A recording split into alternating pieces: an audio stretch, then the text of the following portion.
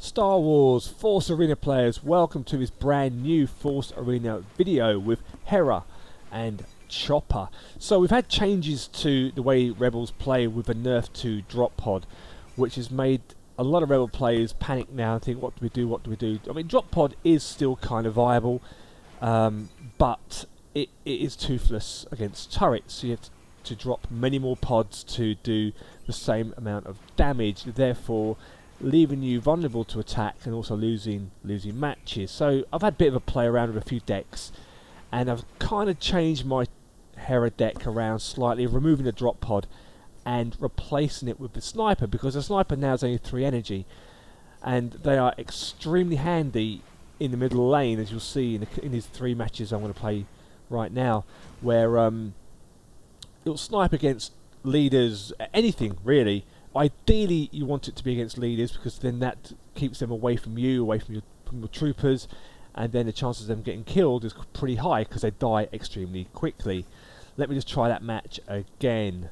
So the deck, you just saw it there, it's really cheap, it's 2.9 energy cost, and your main push is going to come with Chopper. He is going to be the guy who drives your attack, but you have to be careful, because think of Chopper like a pet, like a dog, and a dog that doesn't obey orders. So for example, you drop Chopper down to attack the turret, and then he'll smell something. Oh, I smell food, and he'll just veer off into a different direction. Therefore, your attack will go right out of the window. So you have to really make sure that the enemy leaders are down the lanes, halfway down the lanes.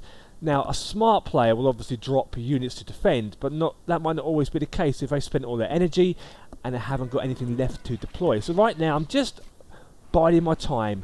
Again, here comes Kallus. So watch when Chopper goes down. So both leaders are mid lane. So I'm going to go push down that centre straight away now. Sending Chopper into the middle. He'll disable the turret. I've now got a good push despite walking it in slow motion. Not bothered about Kallus bottom right. This turret will go down. Despite that airstrike, it is enough there to take out that turret. In come the Blazeman. I'll do the ghost attack just to get rid of them, keeping the pressure on that middle turret. And as you can see there, with Ezra's push as well, that is a GG in just under a minute. Thank you very much. Now, what was interesting about that game is the next game I am playing against the same 2 opponents. So they're more mindful, you think, about what's going to happen in the game. Kallus has got a net there, which he didn't get to use, and a stun grenade. Now, bearing in mind, I didn't know that at the time. I didn't pay much attention. And there they both are again, but I'm with a different partner in this game. So I have to play a little bit differently. I'm thinking, these 2 are the same guys, aren't they, surely? So they should be more mindful of what of what to expect with that push. So let's just see, shall we? So I'm going to play a little bit differently, stand in a different position. I haven't got Chopper available for a push right now, so I'll throw down a couple of units down the middle and then to the left lane. In comes his Sand Trooper there, so he's playing a bit differently too. The Emperor's doing what he does, just a big push. So Kallus, you see, has not made that push.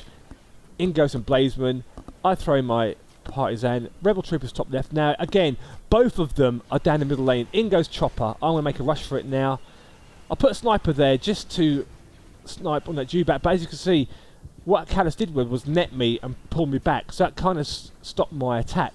But doesn't matter, it is a good early assault on that middle turret. I do lose the top left turret, but we have done substantial damage on the middle turret as we move into 2 minutes left of the game. Not panicking, I've got it under control, as Director Krennic said. So I'll just focus this Sand Trooper, keeping it away from my sniper. 1 shot dead, look at that.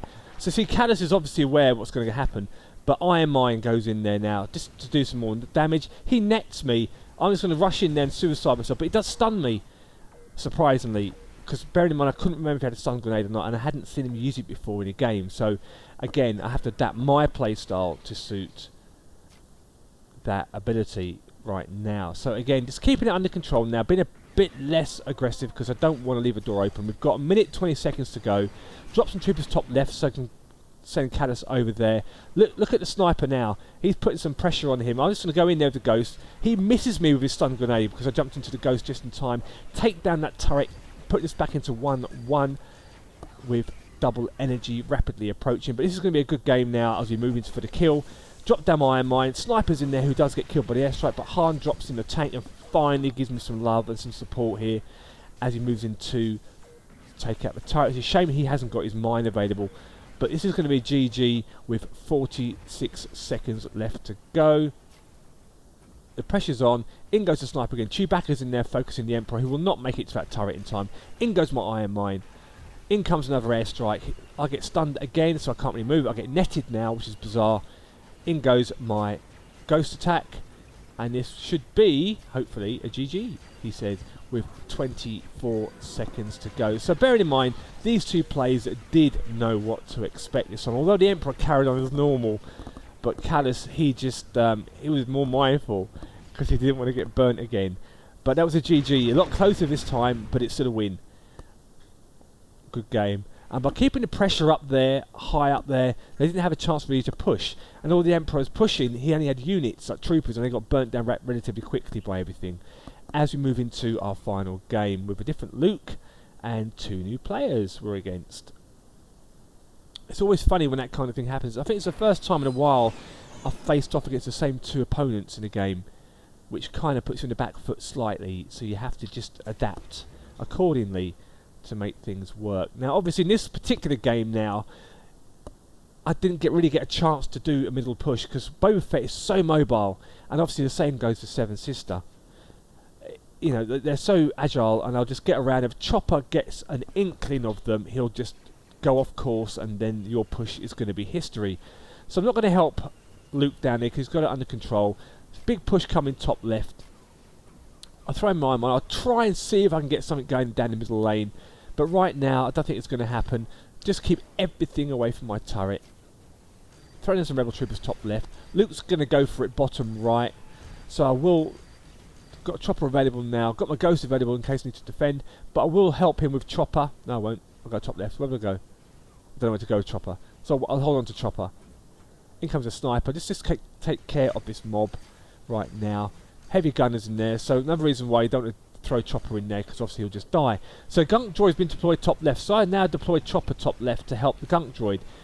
But as you can see, Boba Fett's there, so chopper's veered off course and attacks Boba Fett. Boba Fett is on the back foot, but is it enough for the gunk droid to get there? It is, taking the turret down to half health. Luke pushes the bottom right, and that turret does fall. So that was a good early attack there from us both. But right now it feels like I'm being carried, because I am, I think, in this game, which is great. So I'll just sit back, let Luke do all the work, and I'll just defend the turrets from being taken down. Again, sniper. Don't want these guys to get anywhere near a sniper.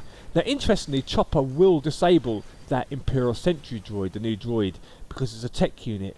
The same goes for IG-88 and Forlom. He will disable them too, in addition to obviously tanks and AT-ST and a TX-225.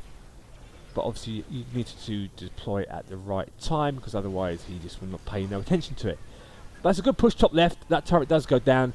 On for the middle now. Darth Vader's pushing the bottom right lane, but it really won't be enough to save the day. With 50 seconds to go, this is going to be a GG as that middle turret does go down. I throw my iron mine for good measure, just to do some more damage. Couple of snipers now pushing that middle lane, and we now focus on the shield generator, and that is a GG there. Good game. Really good game. So let me know what you think. Give the deck a try. It will take some getting used to deploying chopper and waiting for that right moment, as you saw in those two early videos, to make the push down the centre. Because going down the centre is going to be a quick win. Middle turret, shield generator, game over. But it doesn't always work that way, as you saw in that particular game. But thanks again for your support. I can't believe the channel is over 600 subscribers now, and that's all thanks to you guys. I really do appreciate all the love and support you guys are showing in the streams and in the videos. And I will see you in the next video, and may the Force be with you.